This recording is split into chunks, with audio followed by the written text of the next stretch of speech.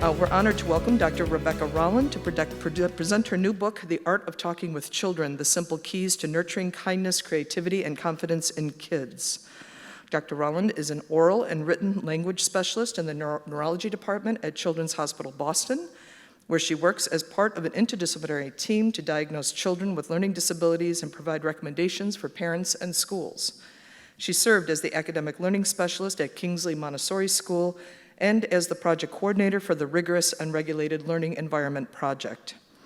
As a nationally certified speech and language pathologist, Dr. Rolland has worked clinically with populations ranging from early childhood through high school and provided teacher professional development.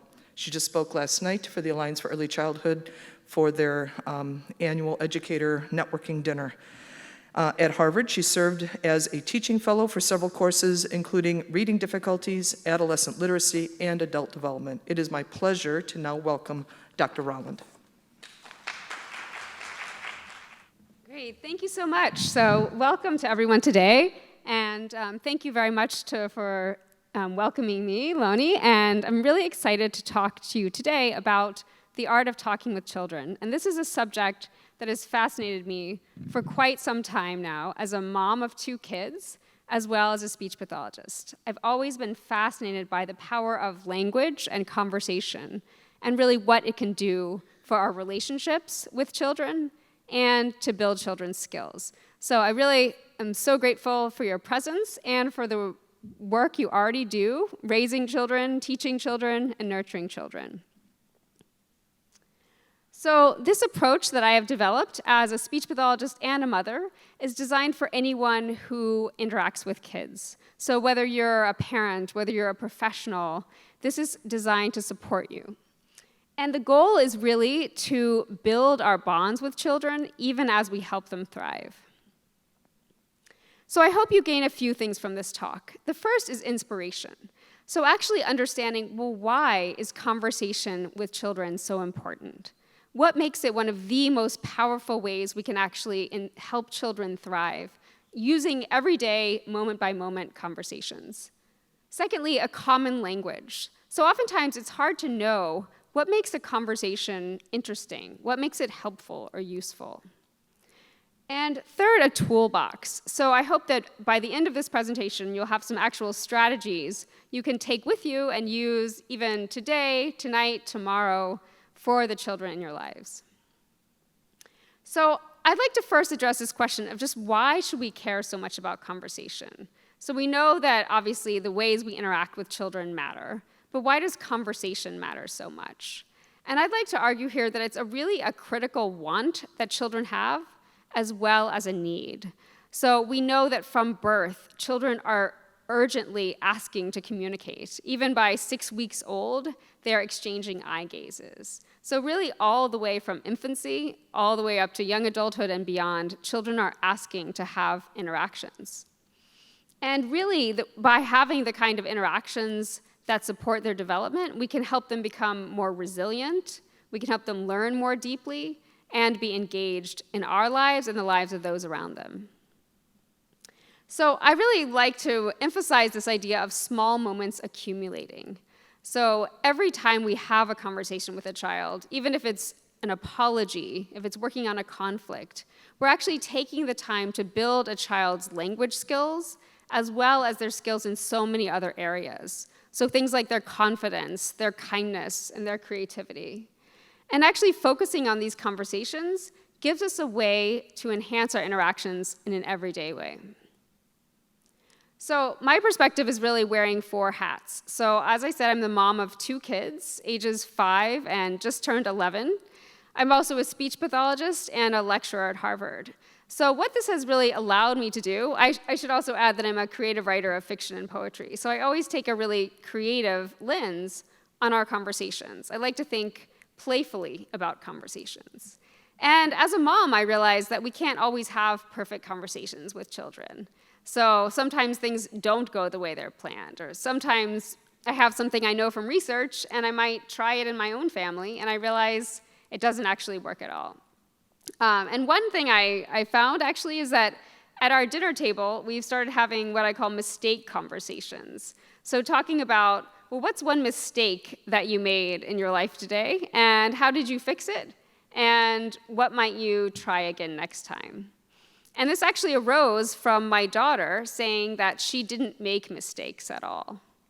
And her teachers at preschool said she was having trouble making friends because she was blaming her mistakes on other people. And so I realized that this was something we could work on, but I wasn't sure how. So first we had kind of lecture-y conversations where I talked to her about making mistakes being okay. That didn't seem to have much effect. And finally, she actually came in one day when I was drenched from the rain, and she said, "Oh, you should have brought an umbrella." And I looked at her, and I had this aha moment, and I realized, oh, that was my mistake for the day. So I kind of owned that mistake. And for a couple of times at dinner, we actually had these conversations, just my husband and me. And my daughter insisted that she didn't make any mistakes, so she wasn't going to add her own mistake. But after a while, she enjoyed the conversations, and she said, "Oh, I want to add my mistake too." So I realized actually in these kind of ongoing conversations that can be playful, it can be fun, we can actually start to shift the ways that children are thinking about themselves and the self-talk they're having. We can support them to become more autonomous and actually to really grow in their own emotions and their own intellectual lives. So I'd love to just to see a show of hands, just in which capacities you most often interact with kids. So first, are you a parent, grandparent, or primary caregiver? Great, so it looks like a lot of people. A healthcare provider, so a doctor, an OT, great, couple of people. A researcher, a nanny or babysitter, a teacher or educator. Great, so several. And other, or more than one of these. Great. Yeah, so that's wonderful, because I think so many times we want to figure out, well, how can we transfer some of these skills and strategies from home to school and back again? And if you are more than one of these, you might find that it's very easy to have conversations in the classroom, but harder at home, or vice versa. So sometimes, especially at the end of the day, with your own kids, you might feel that, oh, it's much harder than when you're in the classroom, or vice versa. So it's really important to consider, well, what's a framework that we can use and strategies that will actually transfer from both places? And I'd like to start with a story. So this is actually a story that inspired my book. And I've written it up here, but I'll just summarize, which is that my daughter, who's now 11, was about 5, and we were sitting in Boston's Museum of Fine Arts, and she was staring at the mummy exhibit, and she asked me, well, where did the mummies go? And before they were here, where were they? And she didn't actually mean the physical mummies. She meant kind of their souls or their spirits. And she then turned to me and said, well, where were you before you were born? And I sort of laughed, and she had taken me by surprise, so I had no real answer. And I said, oh, that's a tough one. I don't remember. Do you? And she said, no, and she shook her head. And we sat there for a minute, and then I just was curious. So I said, well, what if you had to guess? Where were you before you were born? And she immediately came out, and she said, I was an old man. I got sick of being so old, and so I turned into a baby again. And I love that story because I thought, she just came out right with it. She said it, and she seemed very certain of herself. And to me, that was kind of a moment where I realized she actually had this insight. Maybe it's true, maybe it's not true, who knows, but had an insight that seemed far beyond what was typical for her.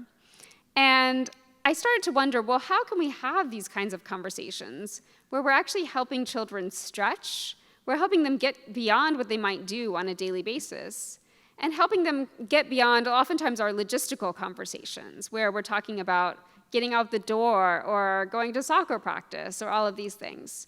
So I started to wonder about what skills and strategies could we support in children if we did focus on these deeper conversations. So I would also argue that we're really at a critical moment when children really, really need back and forth conversations, both developing skills with their peers, but also with us. So it's obviously a very challenging time coming back to in-person life. And I think so many of us are experiencing a lot of this. So there's burnout, anxiety among parents, among educators. There's so much stress and isolation among teenagers and among younger kids. I've often had many teachers recently tell me they're seeing a lot of anxiety and perfectionism in younger and younger children. So even first graders or kindergartners are saying, oh, I can't do this, I might make a mistake, or that looks like it's going to be too hard. So really helping children at younger and younger ages to be open to making mistakes. There's also this sense of lack of human connection at key developmental periods. My own son is 5, and so for many years he was growing up during COVID and didn't even know what a play date was until somewhat recently. So this very idea of, well, how are we helping children connect? How are we supporting them to come back and understand how to socialize, understand how to manage conflict, and understand how to maintain friendships over time? So really, I would argue that a lot of times we have forgotten the foundation and thinking about really relationships are the foundation of everything else. So if we're thinking about, well, how do we have academics first, or how can we help children catch up with their reading or catch up with their math? Really, we need to recognize that the relationships are the foundation that everything else rests on. So if we can support those relationships, and especially support those back and forth in the moment interactions, everything else will be much easier to fall into place. So I'd like to just tell one brief story about a child I met when I was first becoming a speech-language pathologist who was unintelligible. He was about 4 years old, and his mother said she could only understand about 1/3 of what he said at any given time. And when he came into the clinic, he was extremely angry, and he was throwing basketballs at the wall and kicking the wall and spending lots and lots of time hiding under the table and doing all of these very behavioral things. And really working with him, we started to piece apart almost scientifically what was making his speech unintelligible. And at the same time, we started working with him on other strategies of getting his needs met and his wants known. And I came to realize through working with him and working with his mother how much communication really does impact children at all levels. So we oftentimes think of communication as impacting English language arts or as impacting children's writing or essays. But really, communication is at the heart of when children are riding the bus, when they're at the lunch table with their friends, when they're making plays on the soccer field. So all of these things have to do with communication. And when communication is impaired, or even when there's a challenge with conversation, it really affects everything about children's lives. We also know that conversation with children is really an opportunity. So the research has been showing so much that we can do, actually, just by focusing on conversation. So for example, more obviously, it builds vocabulary and literacy skills. But less obviously is it really helps children understand emotions. So as we think about the nuances of emotions, feeling more than one thing at the same time, for example, talking about feeling sad and anxious, or excited and nervous. It creates deeper trust. So if we're thinking about how do we establish relationships so children will want to talk as teenagers, a lot of it has to do with laying that foundation early on. And builds confidence and self-awareness. So I think about confidence as a kind of I can reaction. So the ways that children are talking to themselves. And this is really flowing into all aspects of their lives. So what happens if they fail? Will they say, I can try and do it again? Or will they say, I'm going to retreat a bit into my shell?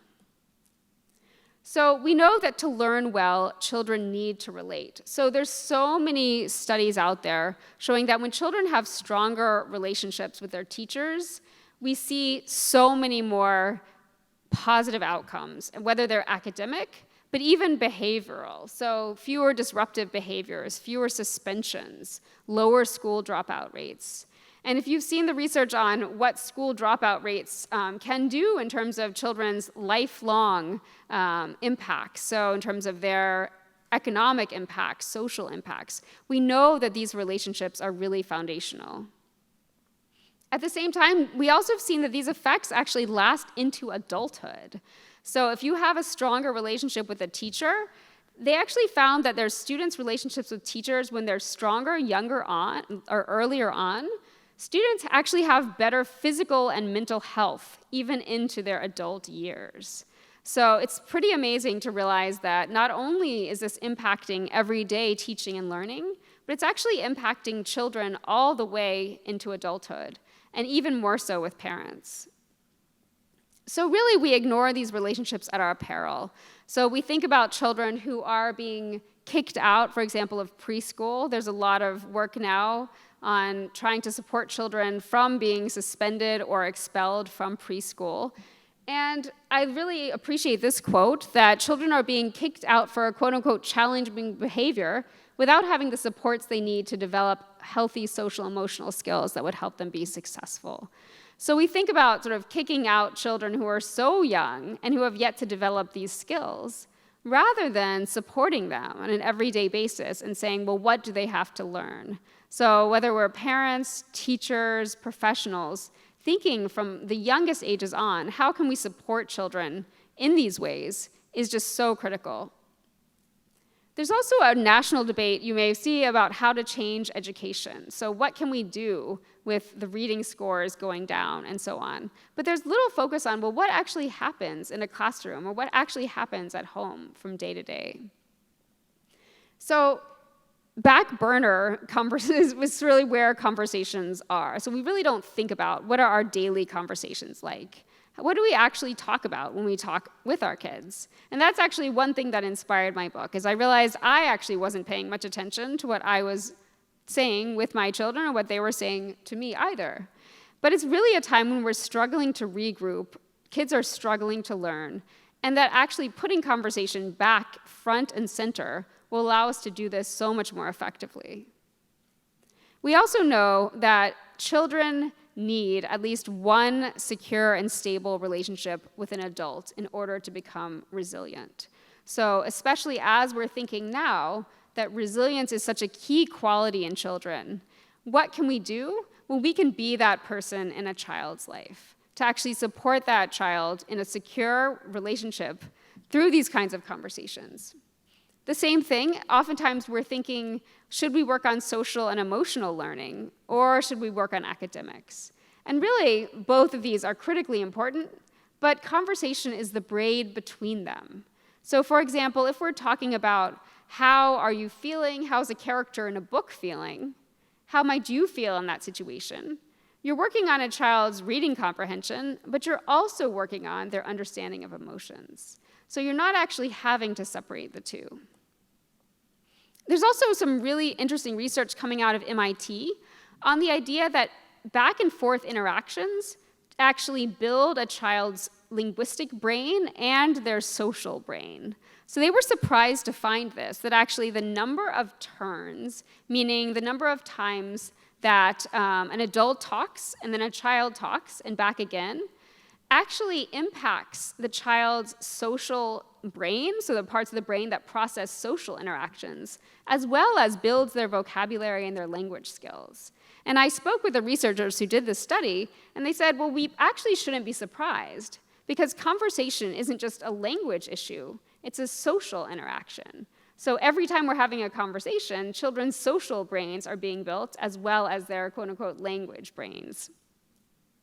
So we also know that this is key to reading, to literacy, and so on. So every time we're reading a story to a child, we're building the skills they need to read a story and understand a story themselves. We also know that kids who participate in debate, for example, show better reading comprehension because they're already learning those skills that they need when they apply them to text. So I often think about text and reading as just oral conversation put on the page. So it's kind of like conversation with an extra layer. So if we can support already all of that oral language, then we don't have as much work to do when we're thinking about, well, how can we help children with their reading skills? So we really do need a cultural shift, thinking about conversation as something that can support children through trauma, as something that can support not just children who are having language delays, but all of the children in our lives, knowing that all students are seeking connection and are seeking relationships. So I would argue that a focus on conversation really addresses all of these things. So students' needs for deeper learning. If we can think about how to answer, for example, why questions well, I talk about taking an attitude of curious waiting. So we think about how can we actually wait and be curious about what children have to say next. It helps with students' engagement.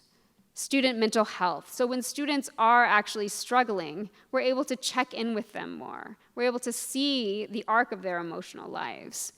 And then teacher burnout. So oftentimes teachers themselves are greatly in need of these kinds of conversations between them. So in order to support teachers in their professional lives. So I would argue that connection and conversation is really a social justice issue. So we often think about literacy and reading as social justice issues, but really connection with others is something that we also need to support, especially in children who are already at risk. So we really do need to go back to kind of very much not just to basics of reading and writing, but to the basics of how we communicate with one another. So I'd like to introduce now what I call rich talk. And the idea here is that it's really a framework for these conversations. So I'm just really passionate about the idea that we don't need a script or a recipe of how to talk with other people. So I oftentimes see on Instagram or on Twitter things like, well, say this and don't say that. Or why don't you try it this way if your child says that. And I think those things can be useful as jump starts. But I really have found that in my own lives and in the lives of the parents I work with, that everyone is so individualized. So it's really important to have more of a framework you can work in rather than a recipe or a script. This is also a means of putting conversation at the center of our homes, the center of our schools. And then having a common language. So how can we talk with one another about how our conversations are going if we don't actually have a common language for them? So I'd like to emphasize what I call the double promise of rich talk. So when we think about having conversations with children, we're really doing two things. We're having two promises. The first promise is in the moment. So in the moment, we're building relationships. These conversations are more interesting. We might find that our lives are more pleasurable in the moment because we're engaged more in our children's lives. At the same time, as these moments accumulate, is the second promise. So we're actually building skills in children over time. So we might not see creativity or confidence or empathy immediately in children. So that's not obviously how conversation works. But over time, if we step back and think about 3 months from now or 6 months from now, we see that, oh, this child has developed creativity or has developed empathy in ways that they didn't show before. So these are the ABCs of rich talk, and I've really tried to support a framework that's easy to remember and that really covers the overall principles that can be applied to children and also even to adults if we're thinking about how to have relationships and conversations that are effective. And the first is really adaptive. So A stands for adaptive, meaning that we're flexible in responding to a child's wants and needs. And this might mean a variety of things. So I've talked to several parents, for example, who say, oh, my son hasn't been opening up to me. But I've actually found that when we go out first and we play basketball for a while, he comes back and he's ready to talk, and he has some things to say to me. Or when I ask my child to teach me something, they really start to open up. So this really means we can be adapting to a child's moods, a child's developmental stage, or even their level of concreteness. So if we see, for example, that our child really isn't understanding something, how can we pull back in the moment and become more concrete or ask a more open question if they seem bored? The B stands for back and forth. So I actually talked with my publisher about titling the book The Art of Talking with Children rather than to children or at children, because I think so often we come with an agenda for children and we don't actually think that our agenda doesn't match the child's agenda. So this might mean something like my son, who's 5, has a robot car. And so he'll come and say, oh, look at the robot car is running over my foot. And I'll say, oh, okay, well, we need to get your shoes on. And he'll say, but my robot car is going up the table leg. And I'm like, well, okay, but where are your socks? And so obviously this kind of conversation doesn't get us very far. Sometimes we might need those conversations if we have to get out the door. But if we always are having those kinds of conversations, we're missing that child's train of thought. We're actually not able to follow what the child's saying and what the child is trying to think about. And oftentimes, it really doesn't take much. So it's not to say we need 20 extra minutes, but we really need to just think about, well, what is the back and forth happening? So how can we have an equal balance of the child talking and the adult talking? And how can we actually focus on expanding the child's talk as well? C is for child-driven. This really means just starting with what's engaging to a child, what's motivating, what's even worrying a child.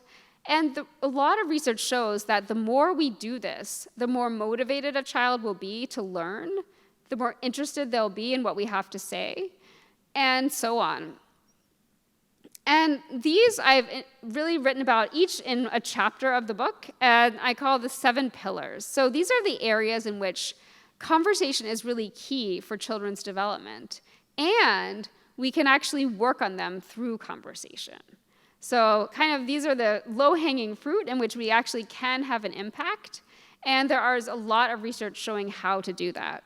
So everything from learning to empathy to some of my favorite ones, play and creativity, as well as openness to others. So actually helping children from the youngest ages learn how to think inclusively, learn how to become global citizens, where they're celebrating difference rather than hiding difference, and so on.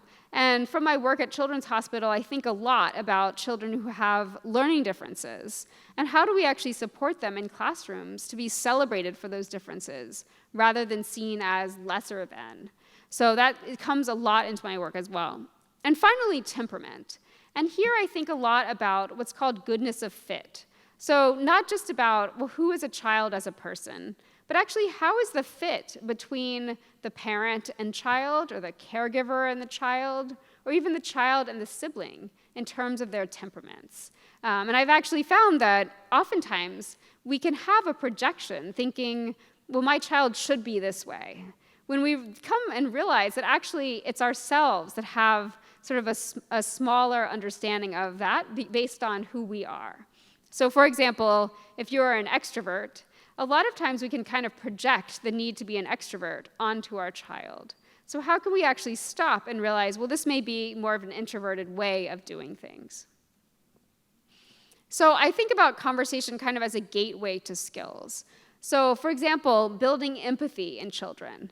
There's 3 parts to empathy. So not just one, but it's a broader category. And really we can think about, 1, taking others' perspectives. So really flipping perspectives, thinking about, well, how would it be to be the person who's playing baseball? How would it be to be the person watching the baseball game? Actually supporting children to flip from one perspective to the other. And secondly, the emotion sharing. So empathy means sharing another person's emotion, whether it's a good emotion, a negative emotion, and any kind of emotion. So really actually talking using sensory language, thinking about, well, how would it feel to be that person, but also what would you see? What would you hear? Bringing in all of the senses. And then compassionate empathy, which is in compassionate action, really thinking about how can we take actions to help each other, and not just to help in general, but actually to help in ways that that individual wants to be helped. So I often talk about thinking of each person as a mystery, and how do we start to understand the mystery of another person? Confidence is often through practicing a mastery approach, meaning supporting children to understand that failure actually is a good thing as part of the learning journey, and that scientists, researchers, thinkers are the ones with the deeper questions and are the ones who have tried more. And finally, learning through conversations that explore and validate big ideas. So oftentimes we may fall into ruts where we're asking a lot of close-ended questions or questions with one right answer. How many are there? Or what's the answer to that? So how can we start to really admit that we don't know certain things, that we want to go on bigger learning journeys with children? So the foundation of all of this is really reflective listening skills. And these are some examples of messages that we can model just to set the foundation that we're interested in what children have to say. And we may not be actually using these words, but so many of these things could come across in the ways we're working with children. So for example, your ideas make me curious. I know my daughter at one point, I had said something to her like, oh, that was a great idea. I hadn't thought of that. And she turned to me and said, oh, I didn't realize you thought I had great ideas.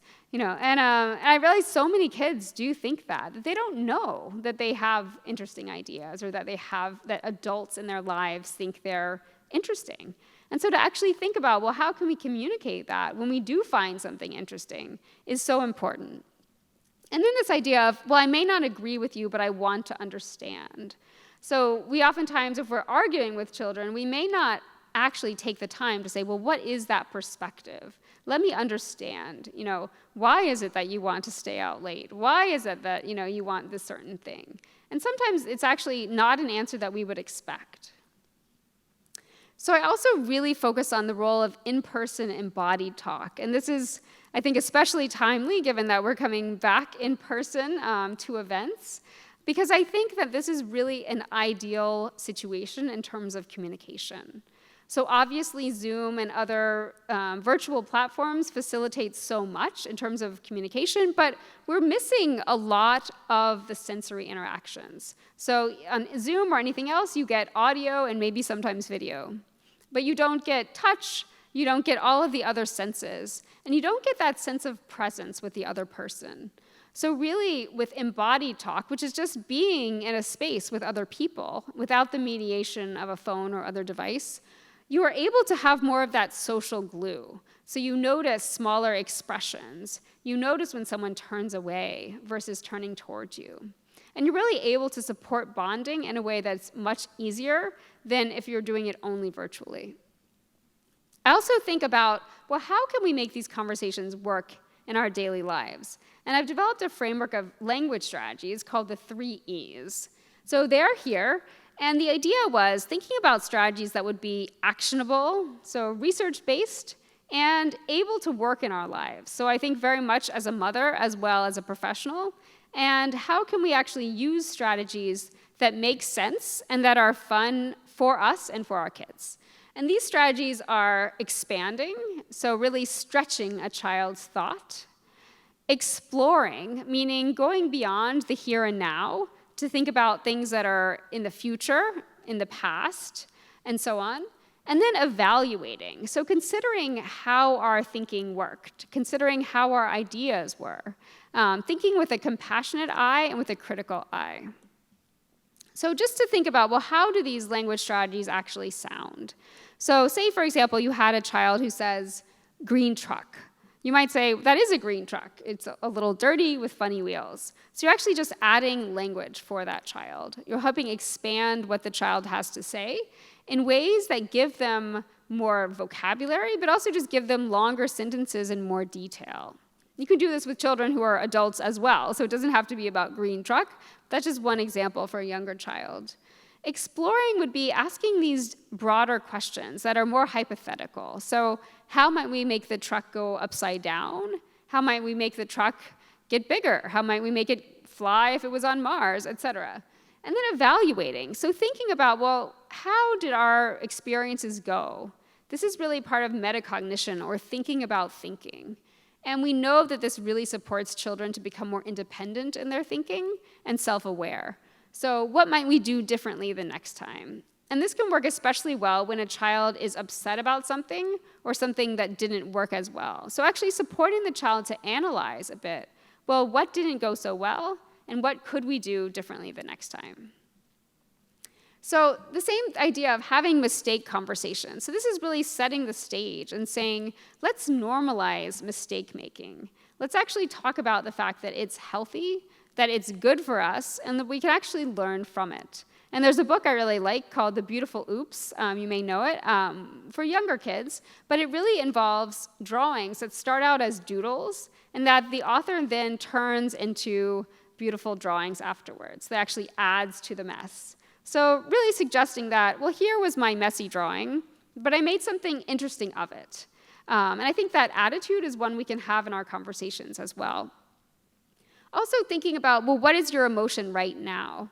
I've developed a lot of check-ins with children that involve really circling a face. So here's a lot of different faces. Let's circle the face you feel like right now, or rating, let's say 1 to 5. What's your level of sleepiness? What's your level of relaxedness? How jumpy do you feel right now? And just giving the child the opportunity to express themselves, and equally, as adults, recognizing that, okay, well, let's welcome all those emotions. Say the child is feeling very mad. How can we actually say, well, that's fine to feel that way? It's actually, we don't have to have our children feel happy all of the time. And then raising your hand high. So I love this because this is something from my daughter's school, which she was so happy to see because she started at a new school. And she said, my teacher likes it because she says, when I get something wrong, we don't just sort of hide it. But she says, raise your hand high if you get it wrong. I want to know. And I want to know so I can help you figure out how to do it differently the next time. And this really creates a culture. If we can do that in our own lives, not just in our schools, but also in our own lives to say, yes, I admit that didn't go as I wanted to, but I can deal with that. I can strategize about how to make it different. And it's not a disaster. It's not a nightmare. And so I think for her, that really helped her feel like, okay, we can own what we didn't like, and we can work with other people on that. And then this idea of all of our learning profiles matter. So I often like to talk with children about, well, what is our learning profile? And that really means, well, what are your strengths that you bring to learning, to school, and what things are challenging for you? And also, what is your learning process like? So we don't always really take the time to think with children aloud about, well, how do you approach this kind of problem? Or how did you solve that? What might you try differently? What's working well for you? And so I emphasize with all children that we all have a learning profile. We all have our own strengths and our own weaknesses. And so if a child is diagnosed with something, or if they're not diagnosed with something, we still have this profile of strengths and weaknesses, and we can all learn from each other. So I really do like this idea of talking about I don't know. So especially as parents, to talk through pieces of things. So say a child asks a really big question, so how many stars are there in the universe? Or what will things be like in 200 years? It's very easy to say, well, let me Google that, or let me Google a theory of that, or just say, I don't know, and let's shut this conversation down. And part of that, I think, is that as parents, we often do want to just have an answer, or that these questions can become tiresome. But actually thinking about, let's verbalize and talk aloud about, first, what do we know and not know about these things? That really supports kids to realize that, well, these are big questions, and even adults don't always know all of them. And that's actually can be really exciting for kids as well, because it feels like, well, sometimes all the adults know everything, and all the kids don't know things. So actually to realize that, well, adults are still talking about that. We still don't have the answers can be empowering for children as well.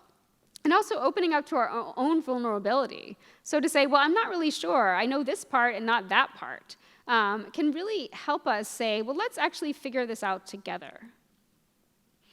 So similarly, just saying, here are some possible options rather than I don't know. So we can discuss certainty versus doubt. So I know this part, and that part I'm not so sure about. And all of this is giving children a model. So really, when they get to their own problems, when they face a big question themselves, they're not just going to say, well, I don't know, that's too big of a question. They might say, well, let me actually try this. Let me try breaking this question down. So let me figure out, I might know this part, and I don't know that part. And let me figure out, well, where might I go to get the answer? So all of this is building children's independence so that when we're not there, they're able to use these similar strategies themselves. Similarly, I really enjoy using books as conversational jump starts.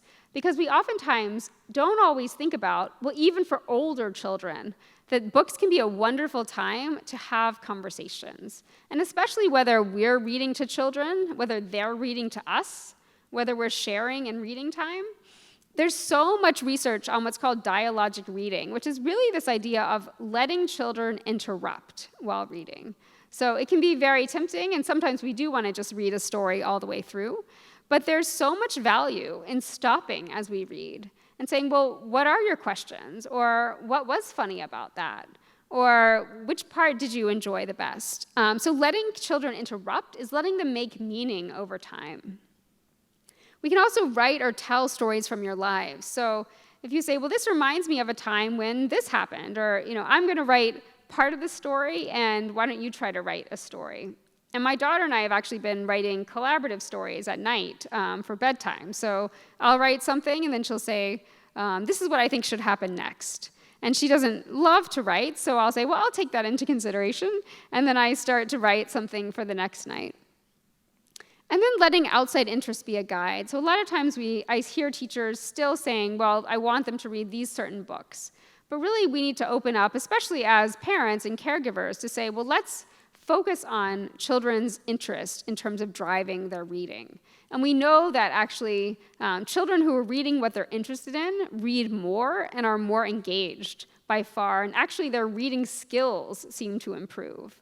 So I've actually seen many children who are reading at a certain grade level, but then when they're reading something they're very interested in, they read much better.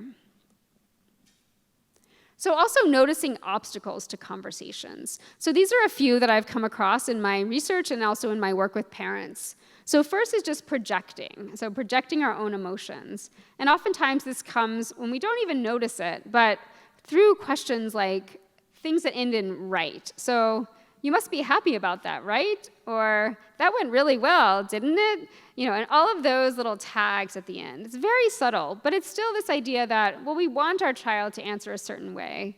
And so we add that to the end. Just to notice that and to say, well, what happens when we don't do that? What happens if we just make questions more open-ended? Also, ignoring a child's thought agenda, as I mentioned. And sometimes this is inevitable if we have to get out the door. But really, I've often found that things go much more smoothly if we can take even 30 seconds. And my son will say, well, I just want to finish this one thing with the robot. And say, okay, well, let's finish that one thing. And so actually to let that come to a close before moving to something else. This wanting of happiness all the time. So sometimes it's so hard when we want happiness for our children to feel okay with them feeling other emotions and welcoming those emotions. And fearing that protecting kids means staying silent. So I've talked to so many parents who say, well, there are all these big issues out there. There's war, there's violence, there's all of these things. But sometimes I feel like it's better just not to say anything. But what we know is actually children are making meaning all of the time. And so if we're actually supporting them to make meaning together, we're much more able to guide their narratives and to support their understanding. So I really do like this idea that children are making meaning with or without us. So they're hearing things from their friends, from the news. We know so many kids have what's called eco-anxiety about climate change because they're hearing so much from the news without a lot of support to navigate those facts. So actually, it's not that those things aren't important. Of course they're important. But that really, by having us as a filter or a funnel for that information, we're protecting them much more than we would be without it. Also, thinking about conversation as connection. So when we talk about events with children in the past, actually exploring, how did that feel? What was it like? How did you cope? And this actually supports children's connections, and we know that over the long term, they're much more emotionally healthy when they talk about difficult experiences. Similarly, we know that how and why questions support sense-making, so really focusing on those kinds of questions. For example, how could we feel two feelings at the same time? So getting beyond things like mad, sad, and happy. How do we know if we're anxious or sad? So where do you feel that in your body? Why do two people experience the same thing so differently? And why would this have upset your friend, even if it didn't upset you? So I've had a lot of questions from kids where they say, well, I don't see why she's mad because I wouldn't have been mad. And so thinking about, well, how can we support those kind of more nuanced conversations? And oftentimes it's through how and why questions. Also, helping children make meaning out of difficult situations often means seeing how they coped. So really asking themselves in this evaluating way, well, how did I cope in that situation? What strengths did I show? And what supports can I look for in the future? So taking a sense of optimism as they look ahead. Also, these 3 parts of empathy, which I mentioned, but I really do enjoy that idea of talking through each person's mystery. So saying, well, one person might want this, flower, say if they're sick. One person might want you to visit them. One person might want quiet time. We don't actually know until we talk with those people. So I also talk about storytelling conversations. Thinking about, for example, say there's someone in front of you at the grocery store who turns to you and makes a really negative comment. And it's easy to be offended and say, well, why did you say that to me? Or for a child to say, that person's so mean. Why did they do that? But to really emphasize that, yes, that is our initial reaction. But what might that person be going through? What story could we tell about their lives that's more potentially optimistic or it's more empathetic than the story we would think of at first? So have we ever seen a person in a similar situation? What kind of supports might they need? Similarly, we can use those 3 E's again. So first, expanding on what a child's feeling, exploring where the emotion comes from, and then evaluating, well, what if we try this? What kind of strategies would support you to feel differently? And then also on social skills. So building these connections, what our differences actually teach us. What can I learn from the way you approach a task? So not to say we all have to do things similarly. Also on openness, so focusing on actually talking about stereotypes. Oftentimes families will say, well, I don't talk about stereotypes and stereotypical language because I hope children will realize that those aren't good to use. But actually, in doing that, we may promote the stereotypes because we don't actually name it. So really focusing on being explicit, talking about what stereotypes are, and then evaluating, well, what counterexamples can we find? Finally, just thinking about the importance of silence and gesture and touch. So in talking about conversations, ironically, there is so much room for more silence, for actually sitting with a child silently, seeing what they're interested in, what they're working on before talking. And then thinking about touch as co-regulation. So especially if you're a parent or caregiver, really emphasizing that sometimes sitting with a child, being close, really does jumpstart those deeper conversations. So I really like this quote about resilience. So the idea that the simplest definition is that the ground is resilient if after a flood or a fire, it's able to provide life for new plants, new animals, not the same as before, but renewed. Because I think, obviously, after going through so much, no one is going to be the same. So we can't really forget everything that's happened. But actually, well, how can we emerge stronger and renewed? And so in conclusion, I really think that these small moments really accumulate. So in having these kinds of conversations with children, we can really bear witness to their ongoing growth and to their development, all the way from infancy up through adulthood. So I think every time we have these conversations, every time we apologize, every time we support a child in apologizing well, for example, we are building these skills and also building our relationships. So I really do think together we can do a few key things. First, really to advocate. So think about rich talk and conversation is really a priority in our homes and in our schools. Secondly, just to practice. So actually to do this kind of conversation every day in these micro interactions that are meaningful in the moment and over time. And finally, just to inspire others to take up these practices as well, knowing that these cycles build. So in my own life and in the lives of so many I've seen, just starting these practices, children will ask for them again. So I'd like to stop there. Thank you very much. I hope this was helpful to you, and I'd love to take any questions or thoughts.